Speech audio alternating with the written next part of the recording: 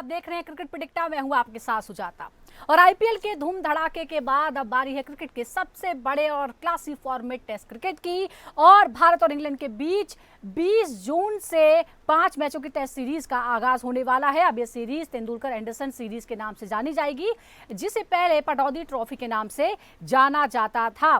Test series, ये जो test series है दरअसल ये 2025-27 ICC World Test Championship cycle का एक हिस्सा है। इस सीरीज के साथ ही रोहित शर्मा, विराट कोहली जैसे दिग्गजों के संन्यास लेने के बाद अब टेस्ट क्रिकेट में एक नए युग की शुरुआत होने जा रही है। तो 5 टेस्ट मैचों की सीरीज खेलनी है। भारत और इंग्लैंड के बीच ये सीरीज है, इंग्लैंड में ये सीरीज हो रही है। सबसे पहले आपको वेन्यू बता देते हैं। वेन्यू क्या है भारत और इंग्लैंड के बीच? पहला टेस्ट मैच 20 जून से शुरू होगा, लीड्स के हेडिंग्लेस ग्राउंड में ये होगा। उसके बाद भारतीय टीम बर्मिंघम में 2 से 6 जुलाई के बीच दूसरा टेस्ट मैच खेलेगी। लॉर्ड्स में 10 से 14 जुलाई के बीच होगा तीसरा टेस्ट। मैनचेस्टर में 23 से 27 जुलाई के बीच चौथा टेस्ट खेला जाएगा। और ओवल में सबसे आखिरी और पांचवा 4 से 8 अगस्त के बीच पांचवा और आखिरी टेस्ट मैच खेला जाएगा। और ये बहुत ही महत्वपूर्ण है। दोनों देशों के बीच दरअसल 1932 से ही टेस्ट सीरीज खेलने की जो परंपरा है वो चली आ रही है। एक बार ये भारत में होती है और एक बार भारतीय टीम इंग्लैंड जाती है खेलने के लिए। अब एक बार जरा रिकॉर्ड बता देते हैं, हिस्ट्री बता देते हैं, स्टैट्स क्या कहते हैं।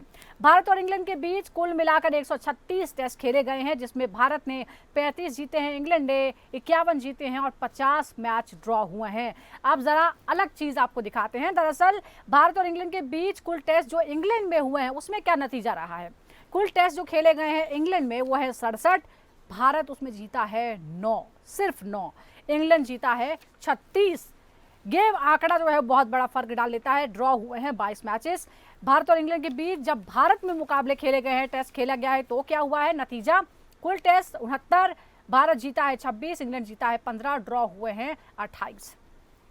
इन आंकड़ों को देखकर अंदाजा लगाया जा सकता है कि इंग्लैंड सीरीज भारत के लिए कितनी चुनौतीपूर्ण रहती है। भारत पिछले 18 सालों से इंग्लैंड में कोई टेस्ट सीरीज जीत नहीं सका है। आखिरी बार राहुल द्रविड़ की कप्तानी में 2007 में अंग्रेजों की धरती पर भारत को टेस्ट में सीरीज जीत मिली थी।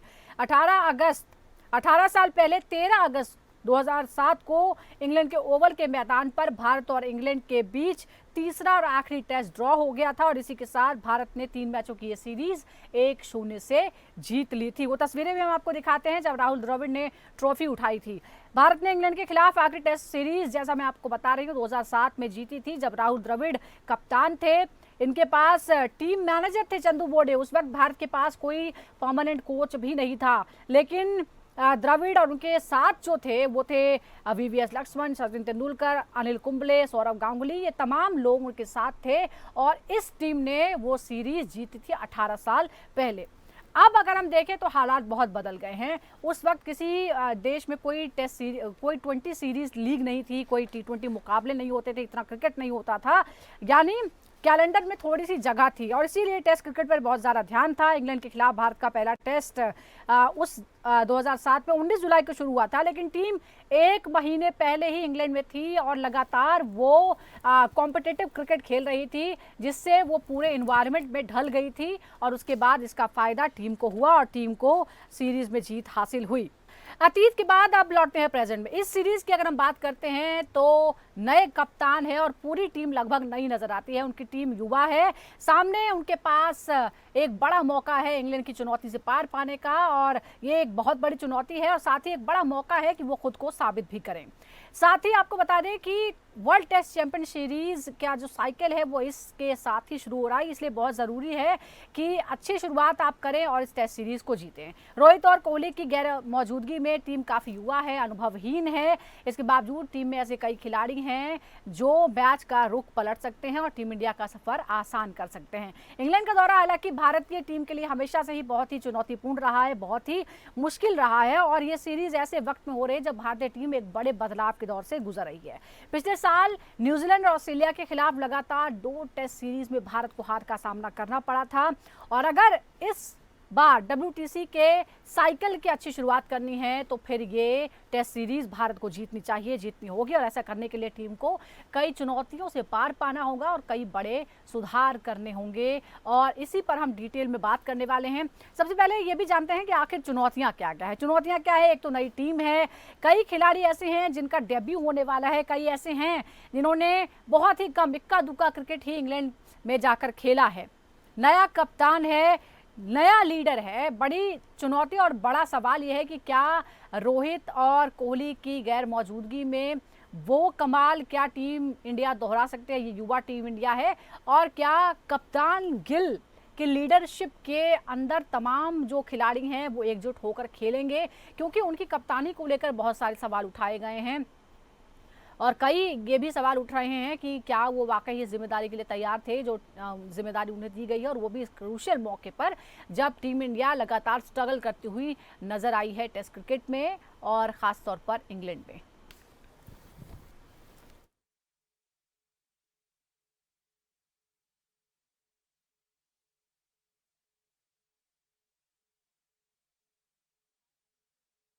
तो कई सारे सवाल हैं कि आखिर ये युवा टीम क्या कमाल कर पाएगी, क्या उम्मीद इस टीम से की जा सकती है, खिलाड़ियों के क्रम में क्या बदलाव होने वाले हैं, जो नए खिलाड़ी हैं क्या उन्हें अपनाया जाएगा, और गिल की कप्तानी और ये गिल की जो टीम है, टेस्ट टीम है, वो कैसे आगे बढ़ेगी, अलग अलग खिलाड़ियों की भूमिका कैसी होगी, और रोहित और कोहली की जगह आखिर कैसे भरी जाएगी, इन तमाम चीज़ों पर हम बात करते हैं। हमारे साथ जुड़ गए हैं फॉर्मर क्रिकेटर नोएल डेविड, और ताउस रिजवी भी हमारे साथ जुड़ेंगे, उनसे भी हम बात करेंगे। लेकिन नोएल, सबसे पहले जो बड़ा सवाल है, क्या इस बार 18 साल का जो सूखा है वो खत्म होगा, और खास तौर पर ऐसे मौके पर जब टीम में इतने सारे चेंजेस हो गए हैं।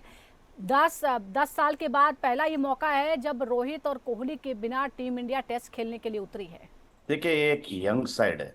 ये एक साइड जो है, you can say it's a balanced with experience and inexperience also playing in England condition में। तो ये देखा जाएगा कि 18 साल की जो अपनी भूख है इंग्लैंड में जीतने का, शायद ये टाइम काफ़ी अच्छी चांसेस है, क्योंकि बैलेंस्ड है टीम। एक यंग कैप्टन लीड कर रहे हैं, शुभम गिल, पहली बार, वो भी इंग्लैंड में। And they have good bowling side India की। आई थिंक एक टेस्ट रहेगा ये युवा खिलाड़ी के लिए, काफ़ी अच्छी टेस्ट रहेगी कि इंग्लैंड में खेलने के एक एक माहौल बनने के लिए। आई फील दैट एक अपॉर्चुनिटी है ये।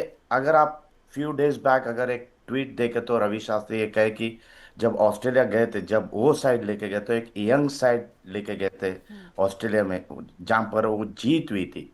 तो वाई नॉट ये टाइम पे भी, जब एक यंग साइड फीड हो रहा है, अपॉर्चुनिटी दे दे रहे हैं सेलेक्टर्स, ये एक और ये एक अच्छी चांस है कि एक प्रूव करने के लिए यंग खिलाड़ियों को। I think it will be a fruitful and what you can say, एक अच्छी क्या मुकाबला होगा, जी एक टेस्ट सीरीज अगेंस्ट इंग्लैंड, वो देखा जाएगा ये टाइम। बिल्कुल। आप देखिए, आपने पास की बात की है तो पास में हमने ये भी देखा है कि 2016 से 2021 तक टेस्ट में टीम इंडिया बहुत ही अच्छा परफॉर्म कर रही थी, लेकिन उस वक्त जो सबसे बड़ी ताकत थी टीम इंडिया की वो था उसका गेंदबाजी का जो अटैक था, और इसीलिए हमने देखा, उसके बाद हमने देखा है कि किस तरह के बदलाव हुए। जसप्रीत बुमराह जो है वो पिछले 2 सीरीज में पूरी तरह से टीम इंडिया उन पर निर्भर नजर आई है, और उनकी जो फिटनेस है वो लगातार बिगड़ती रही है। इधर अगर हम देखें तो मोहम्मद शमी जो है वो बार बार चोट की वजह से इन आउट होते रहते हैं। इस सीरीज में भी उन्हें मौका नहीं दिया गया। आर अश्विन जो है वो रिटायर हो चुके हैं। अब बड़ा सवाल ये है कि आखिर कैसे ये टीम इंडिया आगे बढ़ेगी। जसप्रीत बुमराह, ताउस भी हमारे साथ जुड़ गए हैं। ताउस, जसप्रीत बुमराह को लेकर हमने देखा है कि पिछले कुछ टाइम से टीम इंडिया पूरी तरह से उन पर डिपेंड नजर आ रही थी। बॉर्डर गावस्कर सीरीज में भी हमने देखा किस तरह से डिपेंड थी। कैप्टनसी को लेकर भी थे, बुमराह को भी ऑफर की गई थी। बुमराह ने खुद कहा कि क्योंकि वो सारे टेस्ट नहीं खेल सकते, मैनेजमेंट का भी यही फैसला था। लेकिन बुमराह पर इतनी निर्भरता है, आप ये देखिए कि उनके साथ कौन ऐसा है जो उनकी एब्सेंस में खड़ा हो सकता है, क्योंकि ये माना जा रहा है कि वो सिर्फ 3 मैच खेलेंगे। नहीं, बुमराह के साथ खड़ा होना तो देखिए, हर बॉलर जो वहां पर है, मोहम्मद सिराज हो या प्रसिद्ध कृष्णा या अर्शदीप सिंह है। देखिए, at the end of the day Bumrah is an army alone itself. तो वो इतने मैचेस निकाल के देते तो कहीं ना कहीं आपको सपोर्ट की जरूरत रहती है। और अगर बुमराह जैसे कह रहे हैं 3 मैचेस नहीं खेलेंगे सिर्फ, तो ये एक बड़ा सेटबैक है। क्योंकि देखिए, at the end of the day he is Bumrah and he wins you matches. Like आपने ऑस्ट्रेलिया में देखा, अगर बुमराह नहीं थे कुछ मैच में तो क्या हाल होता है। तो eight the end of the day कहीं ना कहीं जिम्मेदारी लेनी पड़ेगी, क्योंकि फ्यूचर भी देखना है आपको। फ्यूचर में ये समझना है कि आप कंप्लीटली आप बुमराह के ऊपर ही डिपेंड रहेंगे तो बड़ी मुश्किल होने वाली है। तो कहीं कहीं जो बॉलर लाइक मोहम्मद सिराज, प्रसिद्ध कृष्णा खुद की यंगस्टर है, अर्शदीप सिंह को लिया है उन्होंने, हर्षित राणा है, तो इनको ये यंगस्टर्स को जिम्मेदारी लेनी पड़ेगी। ऑब्वियसली उनका परफॉर्मेंसेस जो हम एक्सपेक्ट करते हैं बुमराह से वो शायद ना हो, या शायद हो भी जाए, आउटस्टैंडिंग हो जाए। क्योंकि at the end Bumrah is a rare commodity. सालों में एक बार जैसा बॉलर आता है, इसके पहले हमने देखा भी नहीं है इंडिया में ऐसे खतरनाक तरीके से बॉलिंग करने वाला मैच विनर बल्ले गेंद के साथ। तो कहीं ना कहीं देखिए, आपको एक्सेप्ट करना पड़ेगा ये फैक्ट कि बुमराह हर मैचेस में नहीं रहेंगे, हर सीरीज में शायद नहीं रहेंगे, और चोटिल होने के चांसेस भी, उम्र भी बढ़ती जा रही है। तो टीम इंडिया को एक बैकअप, एक स्ट्रॉन्ग बैकअप तैयार करना बिल्कुल, ये पड़ेगा। स्ट्रॉन्ग और बैकअप जो है शायद इसी की हम बात रिप्लेस कह रहे हैं कि आखिर उनका साथ कौन देगा। मोहम्मद सिराज, शार्दुल ठाकुर, कुलदीप यादव, इन लोगों का रिकॉर्ड भी एक बार हम स्क्रीन पर दिखाते हैं। मोहम्मद सिराज की अगर हम बात करें तो कुल मिलाकर 36 टेस्ट उन्होंने खेले हैं और उसमें 100 विकेट लिए हैं, 30 की औसत से। इकोनॉमी रेट उनका 3.48 है। कुलदीप यादव की बात करें तो 13 टेस्ट मैच खेले हैं, 56 विकेट लिए हैं, 22 की औसत से। इकोनॉमी रेट 3.56 उनका है। हालांकि सिर्फ एक टेस्ट मैच ही जो है वो उन्होंने इंग्लैंड में खेला है। शार्दुल ठाकुर की अगर हम बात करें तो 11 मैच खेले हैं, 31 विकेट लिए हैं, 28.39 का जो उनका औसत है और इकोनॉमी रेट है 3.68। ये जो प्रदर्शन हम दिखा रहे हैं। अब बड़ा सवाल ये है कि आखिर किस किस को मौका मिलेगा, ये भी बड़ा सवाल है। क्या लगता है आपको नोएल, पहले टेस्ट मैच की अगर हम बात करें तो कौन कौन जो है बॉलर स्क्वाड में उनको मौका मिल सकता है, किनको डेब्यू कराया जा सकता है? देखिए, आप इम्पोर्टेंट है कि आप बुमराह को छोड़ दीजिए अब फिर वक्त के लिए, क्योंकि अगर बुमराह नहीं खेल रहे हैं या 3 टेस्ट नहीं खेल रहे हैं या खेल रहे हैं, आपका जो भी खिलाड़ी है आपके पास, बॉलर्स जो है, स्पेशली हर्षदीप सिंह को एक अच्छा अपॉर्चुनिटी है डेब्यू करने, क्योंकि एक वेरिएशन बॉलर है, लेफ्ट आर्म मीडियम पेसर है और उनके पास काफी अच्छी स्विंग है। ये देखना चाहिए कि व्हाइट बॉल क्रिकेट ट्रांसफॉर्मेशन से रेड बॉल क्रिकेट में आप कैसे प्रदर्शन करेंगे। That is important. बट 100% मैं कह रहा हूँ कि हरदीप सिंह डेब्यू करना चाहिए, क्योंकि एक अलग किस्म के बॉलर है, लेफ्ट आर्म मीडियम पेसर है, उनके पास अच्छे वेरिएशंस भी है उनके पास। अलॉन्ग विद प्रदेश कृष्णा खेलना चाहिए, उनकी दूसरी या थर्ड टेस्ट खेलना चाहिए उनको, क्योंकि काफ़ी अच्छे फॉर्म पे आईपीएल में प्रदर्शन किए। We could see him, yes, white ball cricket था वो, but he has proved himself. Australia BGT tournament trophy में प्रूव कर चुके हैं कि कितना तेज कर सकते हैं। तो आई थिंक, और मोहम्मद सिराज है ही है आपको। सो आई थिंक अगर बुमराह नहीं खेल रहे तो आप 3 medium pacer and play Shardul Thakur. जी, काफी इंपॉर्टेंट प्लेयर है शार्दुल ठाकुर, क्योंकि वो बैटिंग भी कर सकते हैं अपनी बॉलिंग के साथ और काफी प्रूव कर चुके हैं। तो आपको बैकअप के लिए आपको 4 मीडियम पेसर जो, और प्लस आपको you have him coming lower the order, Shardul Thakur आके आप परफॉर्म भी करते हैं। तो आई थिंक ये 4 बिल्कुल। मीडियम देखिए, ये पेसर के साथ कॉम्बिनेशन जो खेलिए। है वो बनता हुआ नजर आ रहा है, लेकिन एक जो बहुत बड़ा सवाल है वो है कप्तान शुभमन गिल को लेकर। एक बार जरा शुभमन गिल के प्रदर्शन पर भी नजर डालते हैं। भारतीय नए कप्तान जो है भारतीय टेस्ट टीम के, उन्होंने 32 टेस्ट मैच खेले हैं, कुल मिलाकर 1893 रन बनाए हैं 35 की औसत से। लेकिन इंग्लैंड में सिर्फ 3 टेस्ट मैच खेले हैं, 88 रन बनाए हैं और सिर्फ 28 जो है वो उनका बेस्ट है। अब देखिए ताउस, ये जो है सवाल शुरुआत से ही हो रहा है कि किस हालात में शुभमन गिल जैसे युवा कप्तान को टीम दी गई। अगर टीम मजबूत होती है और कोई एक नया कप्तान आता है तो उसे सपोर्ट मिलता है, लेकिन अभी टीम जो है उसमें 2 बड़े वैक्यूम क्रिएट हो गए हैं टेस्ट क्रिकेट में, और ऐसे में शुभमन गिल को ये कप्तानी मिली है। आप क्या कहेंगे? क्योंकि दिनेश कार्तिक हो या कई ऐसे सवाल उठाए, दिनेश कार्तिक तो कह रहे हैं कि उन्हें तो अंदाजा ही नहीं है कि उन्हें कितनी बड़ी जिम्मेदारी मिली है, वो शेर के घर में जा रहे हैं। Exactly, I agree with Dinesh Karthik.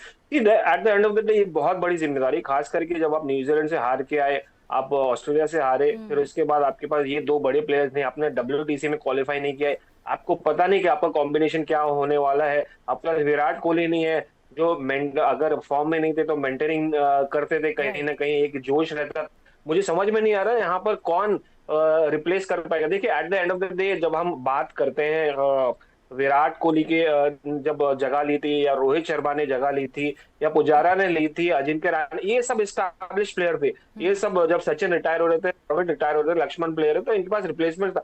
अब यहाँ पर दुविधा ये है कि भाई कौन करेगा। देखिए साई सुदर्शन है या शुभमन गिल 4 पे आ जाएंगे, तो ये बहुत सारे कॉम्बिनेशन है जो ट्राई होंगे। तब तो हमको पता था एग्जैक्टली क्या हमारा रोडवे है, क्या हमारा मैप है, हम किस तरीके से जाएंगे। अब यहाँ पर थोड़ा तो सब कैलकुलेट करके सारा हिसाब देखकर ये बहुत मुश्किल होने वाला, आसान नहीं होगा। देखिए at the end of the day he still a youngster, अभी भी उनका फॉर्म इतना ग्रेट रेड बॉल क्रिकेट में, बता दो आपको। यंगस्टर को eight the end of the day back तो करना पड़ेगा सीनियर प्लेयर्स को जो हैं आपके पास अवेलेबल, देखिए चाहे ये वो केएल इंपॉर्टेंट बात राहुल है, है, लेकिन जसप्रीत नोएल बुमराह से मैं है। समझूंगी। नोएल, अगर इस तरह से कोई युवा कप्तान बनता है जिसका एक्सपीरियंस कम है, या जिसने बहुत कम मैचेस खेले हैं, या अभी तक उसने प्रूव नहीं किया है एज ए कैप्टन कि वो क्या कर सकता है, वो आईपीएल की टीम की कप्तानी करते हैं, क्या आपको लगता है कि एक्सेप्टेंस होगी शुभमन गिल की इतने सारे सवालों के बीच, या फिर आपको लगता है कि मैनेजमेंट का साथ है तो इसीलिए कोई फर्क नहीं पड़ेगा? देखिए, ये अगर आप गो बैक टू एक 15 साल या आप वापस जाइए जब धोनी कैप्टनसी जी। को मिला था, काफी आईब्रोज रेज हुए थे, क्वेश्चंस आए थे कि ये ये ये अभी एरिना में आया है, इंडियन सर्किट में, ये नया खिलाड़ी है, कैप्टनसी एकदम दी है, बट क्या हुआ है, ही हैज प्रूव्ड। यही है एक चांस, यही है क्रिकेट। आपको जब अपॉर्चुनिटी मिलता है तो आप प्रूव करना चाहिए। आप यू कैनॉट, आप ये अभी दूध को जो उबल के गिरता है उसको रोने की जरूरत नहीं है अभी। आप आपको अपॉर्चुनिटी मिली है, शुभम गिल एक यंग खिलाड़ी है, कैप्टनसी मिली है, he has to prove it, at whatsoever. आपको आपकी टीम जो भी कॉम्बिनेशन, आपकी यंग खिलाड़ी है, कंबाइंड विद 2-3 सीनियर्स है आपके, आप आप या टाइगर के डन में जाइए या लाइन के डन में जाइए, आप क्रिकेट खेलना है आपको, जाके उधर आपको प्रूव करना है, बॉल को मारना है, विकेट्स लेना है। आपके पास खिलाड़ी है जो करने के लिए है, you take them, you mark them, give him them the confidence. और रविंदर जडेजा है उधर जो एक जाने माने खिलाड़ी है, जी। काफी experience, I think he will back Shubham Gill a lot. उनकी एक्सपीरियंस जो है वो शुभम गिल को देंगे वो, एंड आई थिंक ये आगे बढ़ना चाहिए इंडियन क्रिकेट के लिए। यस, विराट का हो गया है, रोहित शर्मा रिटायर हो गए, आगे देखना चाहिए इंडियन क्रिकेट बिल्कुल, को लेके अभी। चेंज ओवर से जो है अगर वो टीम इंडिया गुजर रही है, और ऐसे कई फेज आए हुए हैं। लेकिन ताउस, बड़ा सवाल ये है कि इस तरह से अचानक जो एब्सेंट हो गए हैं विराट कोहली और रोहित शर्मा, जो पिछले एक डेकेड से एक तरह से पूरी टीम को संभाल कर चल रहे थे, किस तरह के चेंजेस हम एक्सपेक्ट करें अब? क्योंकि हमें पता नहीं है कि जब टीम उतरेगी तो उसमें क्या कॉम्बिनेशन देखने को मिलेगा, कौन किस पोजिशन पर खेलेगा, क्या होगा प्लेइंग 11। नहीं देखिए वही मैं, देखिए सवाल ये नहीं कि शुभमन गिल करेंगे, कितना आसान है या कितना मुश्किल। सवाल ये कि ट्रांसफॉर्मेशन पहले से ही होना चाहिए था, आपको ग्रूमिंग पहले से ही करने चाहिए थे। आपने ग्रूमिंग नहीं किया, या आपने एक माइंडसेट, देखिए कहाँ नंबर 3 बैटिंग करने वाले कुछ शुभमन गिल, कहाँ नंबर 4 आ जाएंगे, अलग ही जिम्मेदारी ये विराट कोहली निभाते थे। कहाँ साई सुदर्शन को नया नया अपॉर्चुनिटी मिलेगा, नंबर 3 खेलने की बात हो रही है। तो वैसे अगर स्मूथ होता, ट्रांसिशन धीरे धीरे होता तो समझ में आ जाता, मगर एक साथ जाने एक जबरदस्त वैक्यूम क्रिएट करना बहुत बड़ा हो जाएगा इसमें। देखिए it's not just about runs, it's about mentoring, it's about that senior leader. I mean आप केएल राहुल का अगर देख रहे हैं तो KL Rahul is not up front, क्योंकि जब आप इंटरनेशनल क्रिकेट खेलते हैं तो कहीं ना कहीं आपको एक स्ट्रॉन्ग कैरेक्टर रह के लीडरशिप रोल निभाना पड़ता है। और केएल राहुल को जो मौका मिला था, फिर सडनली एक ऐसी चीजें हुई कि उनको कंसिडर नहीं किया जा रहा, नहीं तो he is the right person to be the captain. उसके अलावा रविंद्र जडेजा कितना he is another guy, he could have, तो वो भी अपने करियर पे है।